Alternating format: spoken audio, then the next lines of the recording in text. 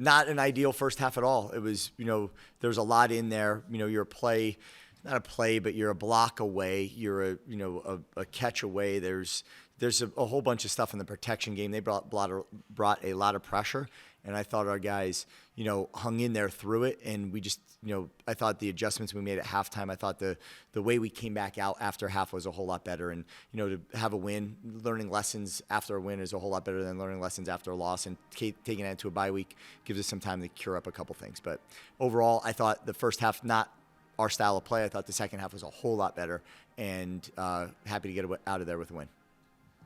You knew there was expectations and pressure in this job.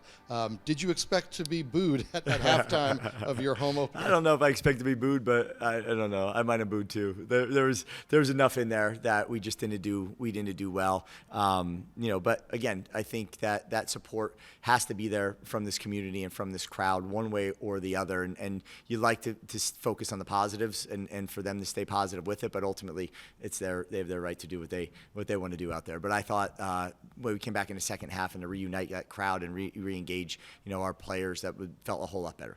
Did you address that at all at halftime? Did you say anything to the guys about the booing, or is it just get to work? I didn't, because that to me shouldn't matter a whole lot, right? It should be more about that. But I think Cole Potts had a few words about it, and I think a lot of other people, took it decently personal, which is, just part of the deal.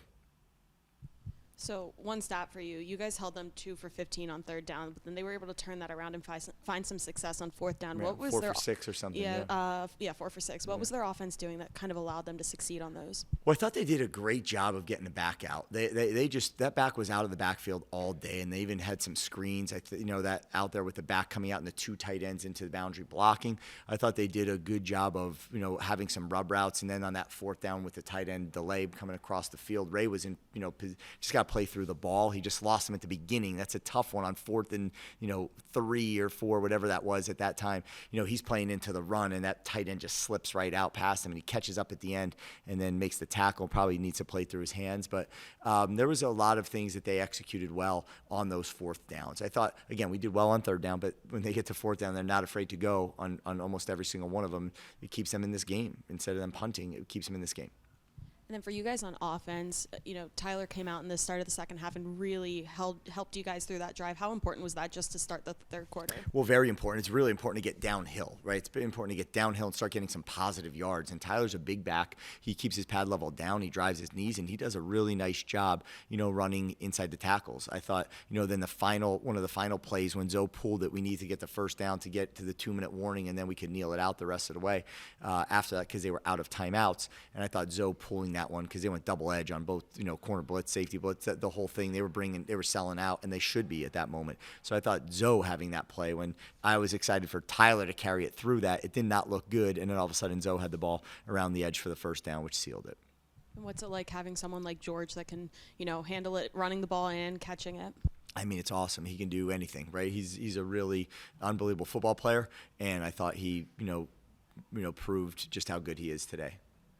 I think Io limped off in the first quarter. Is there any status on his health at all? Yeah, no, we just got to check him out. It's something that he had prior, so it's nothing, that he hasn't played through before. We just got to see how it goes throughout this week. This might be a question better served for Dean, but how much do you think, early in the season, is kind of scheming from what you thought the offense may be and just adjusting on the fly a little bit? Yeah, I think that's a fair question, especially if someone goes down. Then all of a sudden Ymir was out as well, knocked his tooth out and had to go put his tooth back in to the dentist or wherever he went, I guess, and then came back towards the end of the game. And but you all of a sudden lose some guys that are premier in different packages for you. So then you have to just be able to move with it. But it's nothing you're not expecting or not prepared for. But I thought we did a good job. There's 64 new guys on this team, right? It's not just going to click and go great all the time perfectly like you would hope it would be.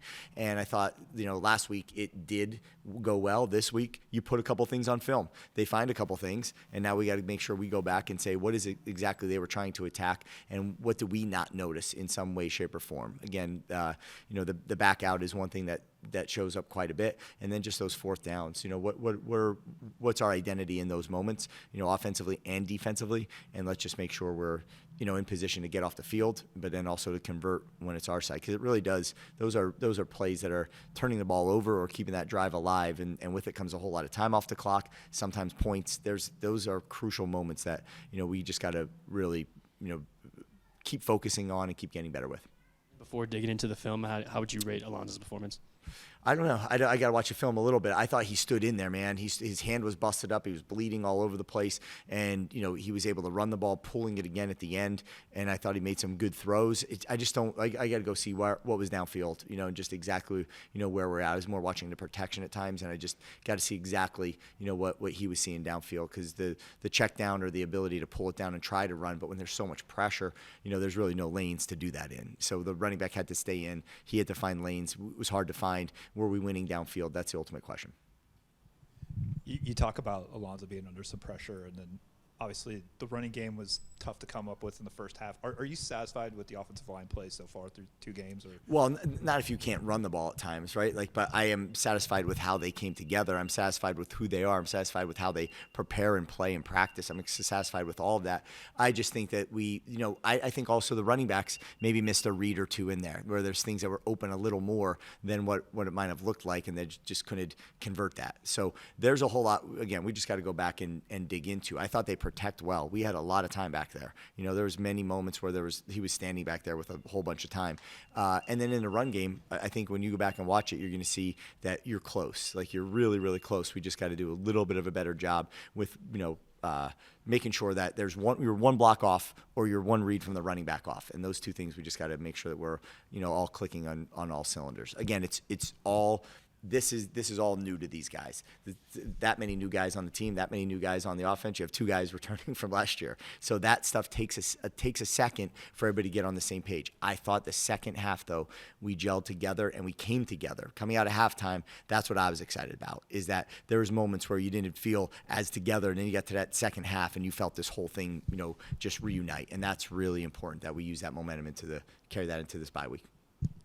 Coach, you mentioned how you're going into a bye week, and most of the time a week 3 bye week isn't the most helpful thing in the world, but given the fact that you have a lot of adjustments and you're about to face UNC on the road, just what are your kind of thoughts and feelings, and what are you kind of hoping to focus on with that extra week off? I think just a deep dive into ourselves. Ultimately, it's got to be a deep dive into what we're doing on offense, what we're doing on defense, what we're doing on special teams, the personnel we have out there. Are we right? Are the right people in the right places to do the right things? And then where are we seeing this? After one game, it's one game. So you're going to use it and you're going to try to improve it. But after 2, now it starts to become a pattern. As it starts to become a pattern, it starts to become, something that we have to address. See, not that we didn't before, but now it's one of those things that we got to really make sure that we, buckle down on and just say, this has got to be fixed. And if it's that guy can't do it, we just, got to be able to make some adjustments, different packages, and move people around to let them be in positions to execute what they're good at.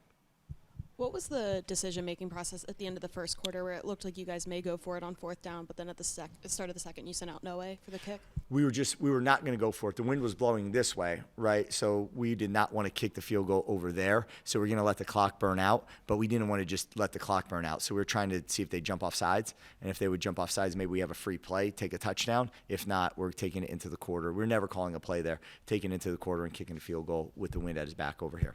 And is there any update on Taji? No update on Taji just yet. He looked really good all week, but just not quite ready yet. Having Taji back in the offense, how do you think that would help them get off to a hotter start? Yeah, well, I mean, Taji's got speed. Taji catches everything in his area, and Taji's an emotional leader out there. So I think having him out there can never, ever hurt, right? And we've been without him for a little bit, but I think getting him back is something that we're, all really excited about. What things did you really emphasize to the offense that you needed to see in the first half that you didn't? In the second half that we didn't see in the first half? Yeah. When you go back and watch it, you're going to say you're a block away. You're a block away from just stay together, right? Ultimately, just stay together with it was the message at halftime, is that you have to be able to stay united here. You're not far off. And then we came out and moved the ball right down the field, and I thought made some good plays. it looked like you guys went more up tempo end of first quarter, start of the second quarter, and had some success. Is that something that was just like, hey, we need a spark, or did you guys see something that they were doing? I mean, we had them in a certain personnel package, and I think we felt like we were moving the ball decently, we were moving them decently, and felt like they were just maybe a little bit tired at that moment, so we just wanted to push. When you get momentum going in your direction, especially physically in the run game, it's good to push that momentum and just see how far that could take you down the field. Other side of the ball, a week ago you guys struggled with the missed tackles, and I think Charlotte was over 4 yards per carry running the ball. First half, some missed tackles. These guys were 4.2 yards. What are you seeing on run defense, and is it fixable and as simple as not missing tackles, or is there more to it? I mean, it is getting your surface on the tackle. There's no doubt about it. It has to be that. Like, you have to be able to, put your body on their body. I see a few times where we just put our shoulder into them, and safety's coming in and just trying to cut him out. That was a good running back. Kid started at Temple at one point in time, right? That he is a good football player. It was not going to be able to just cut him out or just shove him to the ground. It wasn't going to happen. And I thought we made, those are things we talked about all week. Those are things we practiced all week. And then the heat of the moment, you got to be able to feel that, I guess, first to realize that that's real. And this kid did a really nice job. I thought he was a tough runner, and I thought we, were a whole lot better as the game went on. Sometimes in a game like this where it just seems like neither side can really get anything going, your playmaker makes a play and it breaks it open. Do you feel like you have a roster of guys who can do that and it just didn't happen tonight, or is that not an element? No, I think we got guys that can do it. I definitely think we got guys who can do it. I just got to go back and check the film and just see, there was a couple shots that we called that we just never converted on, and just got to figure out why, right? I don't have the answer for you yet.